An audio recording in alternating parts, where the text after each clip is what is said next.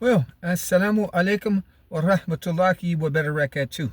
Once again, my name is the Grand Sheikh Fizel. I'm here tonight to address another major issue inside of the United States, especially in the Chicago area and the suburb area, in which I have traveled and found some good things and some bad things out. So we understand in its completeness what the United States government is going through, which is a shutdown or lockdown. What is to be looked at also is the so-called religious facilities that should be assisting the people in times of trouble. I speak in reference to the homeless. I speak in reference to those who just don't have enough to eat. I speak in reference to those individuals whom SNAP or Link is about to be cut off. I speak in reference to those who are receiving SSI checks and benefit checks that may be either cut down or cut off. My question in addressing this issue tonight, I've been asked to address it, and I will. I seriously know that when I look at the Muslim population, and I travel around from masjid to masjid, or from mosque to mosque, in which I have, it was an unbelievable sight that I seen, but I already knew that it was in existence. I just wanted to see and wait until we came to a specific time of trouble. See, in any case in life, when times of trouble come, when there's a people who step up and answer the call, these are the people of righteousness that Allah God speak about in the Quran as well as throughout the Bible. People of righteousness do things that's right, especially in times of trouble. In fact, what people of righteousness do, they're wise enough to know that before times of trouble come, you should store up. But this may not be the case with everyone. I'm glad to be a person who have witnessed the homeless world, the world of crime, being in the penitentiary, coming from the projects, 43rd and Lake Park, the Cabrini Green and Robert Taylor Homes out south. I am a product of Chicago. So I've actually seen it all. But what I seen was something that was very disrespectful inside of a great portion of the Islamic world here in Chicago. Well, we don't only say that the United States is one of the richest countries in the world and should not be experiencing this. So we know that it is planned by the people who is governing the people. As well, inside of most masjids or mosques that you go to today at this very moment in time and try to receive food or try to receive clothing or try to receive shelter. I went to 8 mosques and all 7 of them was closed in time of trouble. Now you can't tell me that you're a Muslim. There's no way possible. I've been studying for well over 45 years, close to 50. And you can find this kind of behavior nowhere in the Quran, in the Sunnah of the Prophet Muhammad, peace and blessings be upon him, or nowhere. Your doors were shut, and they are still shut. How is it possible you're saying to yourself that you are a Muslim, and that you say, Ashhadu an la ilaha illallah, wa dahu la sharika lahu, wa ashhadu anna Muhammadan abduhu, wa rasulullah sallallahu alaihi wasallam. I bear witness that nothing has the right to be worshipped except Allah, who is unique and who has no associates. And I further bear witness that the Prophet Muhammad ibn Abdullah, sallallahu alaihi wasallam, peace and blessings be upon him, is a servant, slave, and messenger. How can you say that and not feed the people in times of trouble? How is that possible? Astaghfirullah. It is no way possible your doors, I'm talking to the Islamic world. I'm not talking to no Christian, no Jew, or anyone else. You're calling yourselves Muslims in the city of Chicago, and your doors are shut right now to the homeless, to those who are cold, to those who need food right now, and shelter right now. You don't even have a position or a spot open for them to where they can come in and study the Quran for 2 or 3 hours and eat a little bit and then leave. You don't have it. I've experienced it with you. I seen you. I investigated you. All of you guilty, just about. All of you. So I'm here to tell you, as a representative of Allah, a messenger from Allah that's following the Rasulullah sallallahu alaihi wasallam, I'm saying that you're wrong. And the catastrophes that you see that's happening throughout the world, they only come to a people, regardless if you hate it or not, what I'm saying, that has done a great wrong. You would never ever experience a catastrophe or a great problem or a raft doing what is right. Allah, the Almighty Supreme Being, He does not work like that. You reap what you sow, kasaba is the Arabic word. What you put in, you're going to get out. So even if you're in countries and you experience catastrophes and things of that nature, you should have watched the people who you're rubbing your shoulders with. These things are very dangerous. We need to pay more close and close attention to what's going on right now. In the Muslim world, we're talking about the Sunnis, the Shiites, the Sufis. The nation, I'm looking. We're looking at the Moorish Science Temple of America. Oh, I got to dress like you. Not me, personally. Because I would never bow to you. Your customs or your traditions. I don't care where you're at. I worship Allah alone. La ilaha illallah Muhammad abduhu wa rasulullah sallallahu alaihi wasallam. That's why I do this online. Because you failed when it comes to service work and serving the people. I'm talking about serving the people in times of trouble. I'm not talking about serving the people when everything is going well. Where are the soldiers that is supposed to be on the ground readying themselves for this matter? You know what? You're just like the government.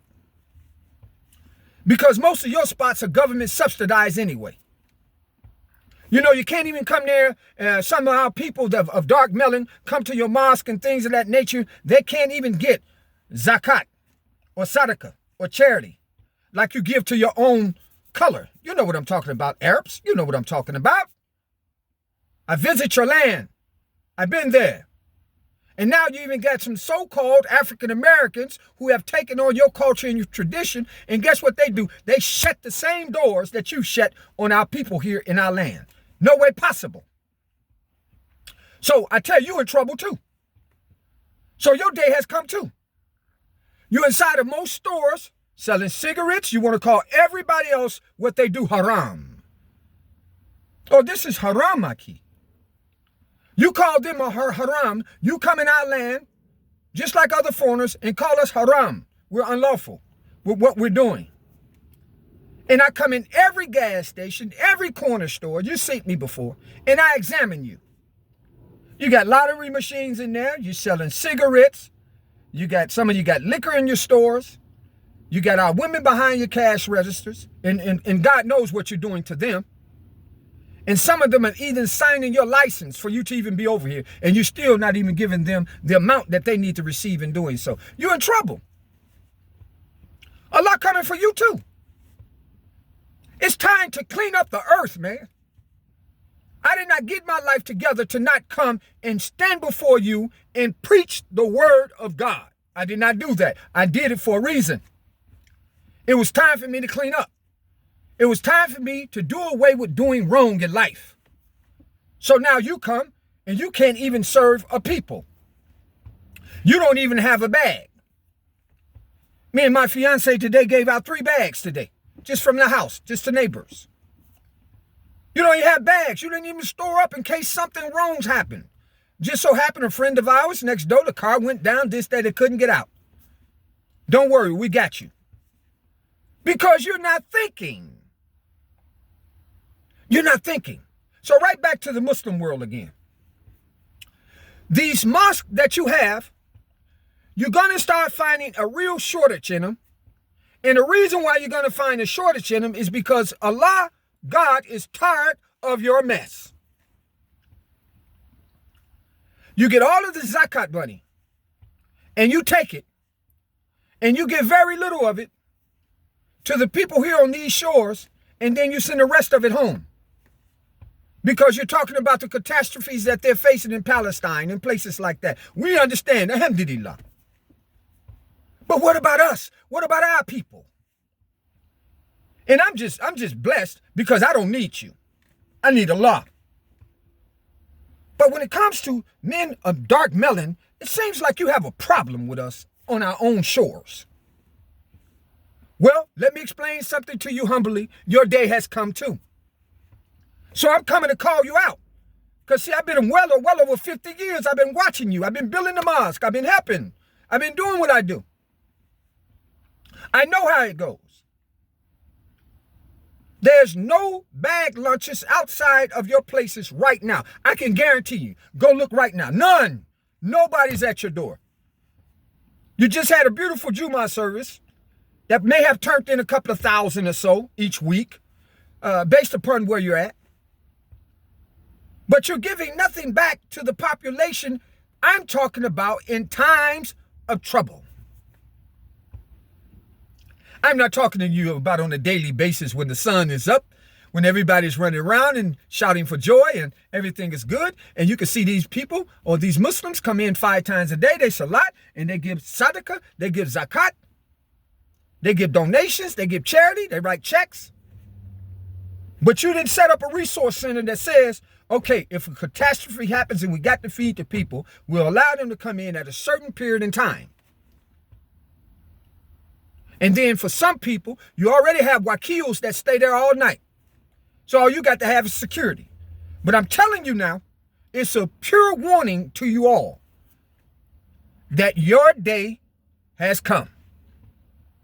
So if you think that you're going to run these mosques and run these masjids and keep doing the people, I'm talking about the people. I'm not talking about a particular Muslim, Jew, Christian. I told you, I'm not a man of religion. I'm sovereign. I believe in our sovereignty. I believe in helping humanity. I don't care if it was a white man dying right now. If he needs something to eat, you should be feeding him. So you're not following the Rasulullah sallallahu alaihi wasallam. I don't care if he's a Mexican or Hispanic, you should be feeding him. But because you hoard, and you know who I'm talking about. You got your big foam stores and things of that nature, and I'm not the kind of person, because I understand that I've had these things already in my land, and we've done well with them. Very well. Back in the 80s and the 70s, we owned Oasis on 72nd and Halsted. We fed the entire communities. For well over 15 to 20 years, I've been over Masjid Umar on 114th in Michigan. We fed the people, man. Truckloads. I got pictures of it. Truckloads come in. Sometimes every Thursday, sometimes every Saturday. But for a surety, I live there, so you can come there every night. And if I can't come downstairs due to security, give you something out the door, I'm going to lower it down to you out the window and feed you. You ask them people that's there in Pullman or in Roseland. So I'm just simply saying to you that nowhere is found in the Quran when Allah subhanahu wa ta'ala is not talking about feeding the miskin, those who are poor. At some point in time, you got to come to a realization that you're doing wrong, man. You're hoarding up our property, our land. You're just as worse as the government. I'm talking to Muslims. You're just as worse as the government. They shut down, you shut down. You don't do the opposite. So the Prophet Muhammad sallallahu alaihi wasallam, he says that the best jihad is against the nafs, the self. The best spiritual struggle is against the self, to keep yourself from doing that which is wrong. Then he also talked about in a hadith that the next best struggle is to find someone to feed, to help someone. I've taken a survey and I'm going around, I'm driving and I'm going around and I'm seeing and knocking on doors, no one's there. People standing outside. Excuse us, Sheikh. Why isn't the mosque open? I had a very beautiful conversation with my brother Talib, Imam Talib, that came from the joint with me from years and years ago. By the way, he's doing very wonderful. And he had the same issue, make the same point that I make. The same thing. He says to me, they're coming in and praying and they're just leaving the mosque. This is not the nature of the mosque. The mosque is supposed to be an educational center that's almost like home. It's feeding you. It's got everything that it needs to pour up out of there. You're wrong. But I'm saying to you, and I've declared in the name of Allah, your day done come. Allah and the angels is coming against you because you know exactly what you've done.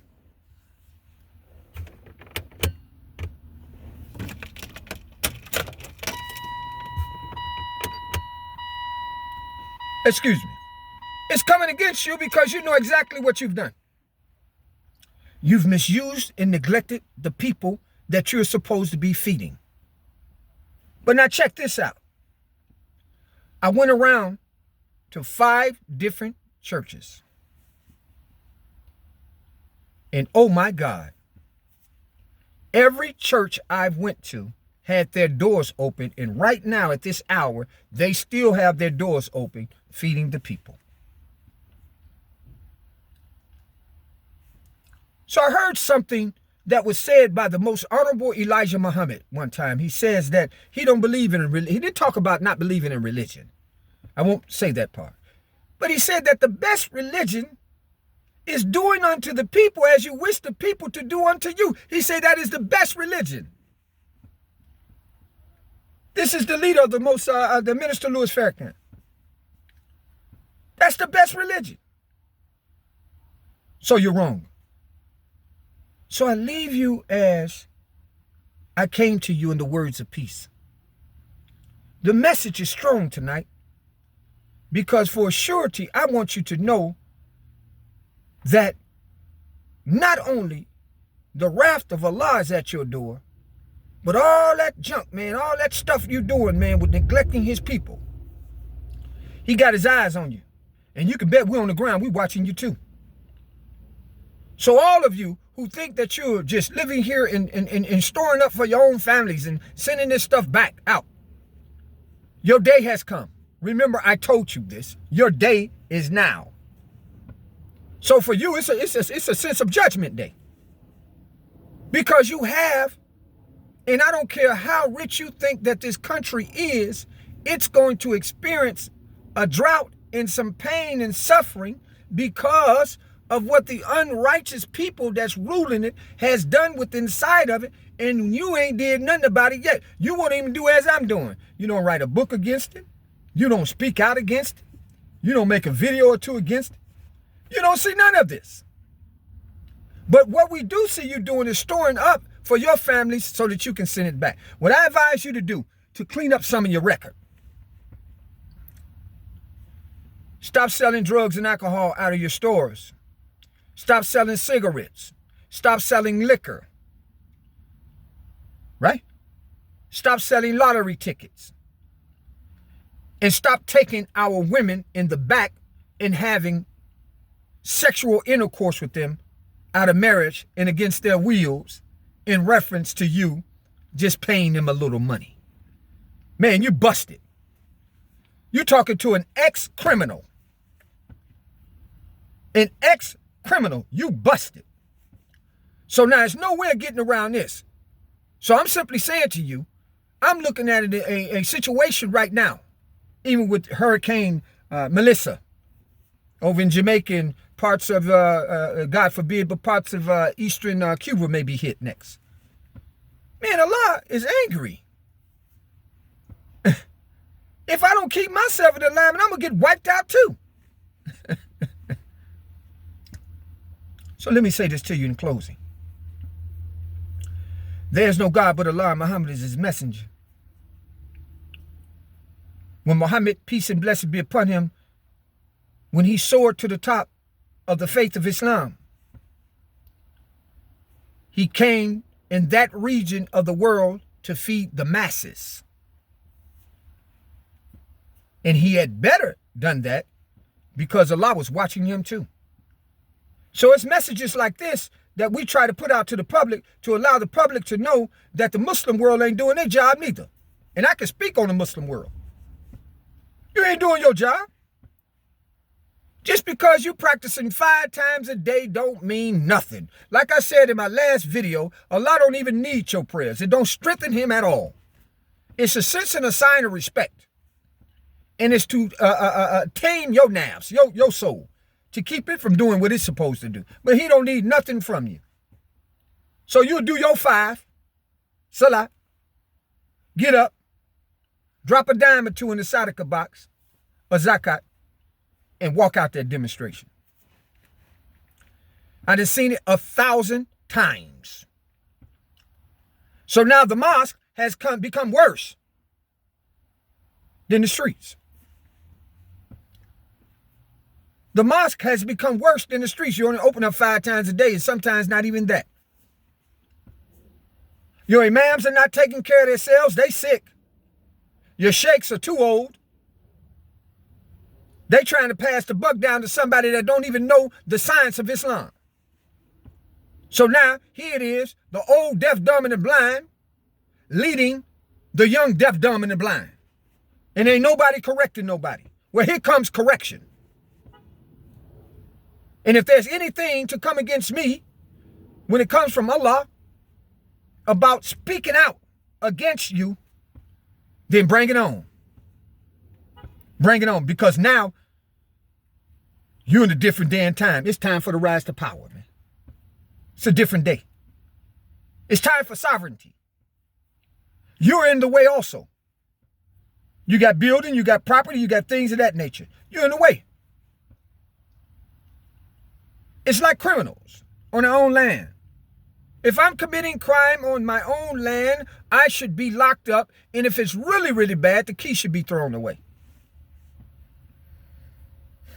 There's a different rule to those who are sovereign, I understand. But this is just about doing wrong and constantly doing wrong. When you have individuals that's coming from outside the land, Venezuelans and these people and that people, some of our natural brothers that actually belong to this land and sisters that belong to this land. But one thing that cannot be accepted, because we're past this point, you can't come committing crime. You can't come polluting our environments and our society with drugs and alcohol. You can't. You just can't do it. So I give you some advice too. Hey, if you want to last, man, we got to tighten up. It's Muslims in Venezuela. It's Muslims everywhere. It's good God-fearing people everywhere. I leave you as I came. Assalamu alaikum.